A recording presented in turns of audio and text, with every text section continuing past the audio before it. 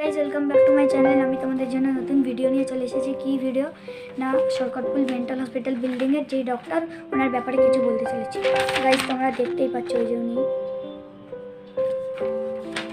এবার বলি, স্বর্গত ডক্টর বিজয় এইচ সরকার সম্বন্ধে কিছু বলবো।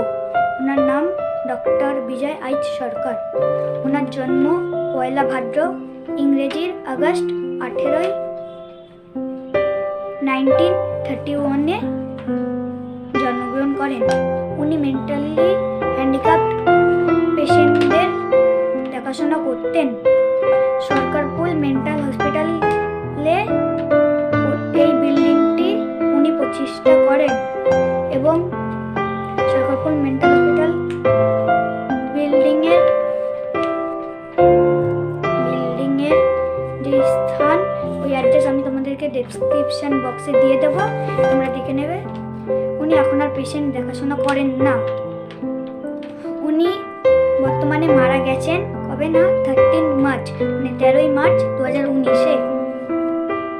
ইনি খুব সৎ মানুষ ছিলেন এবং ভালো মানুষের ছিলেন। আমরা ওনাকে শ্রদ্ধা করি। কি বলবো, উনি এখন মারা গেছেন।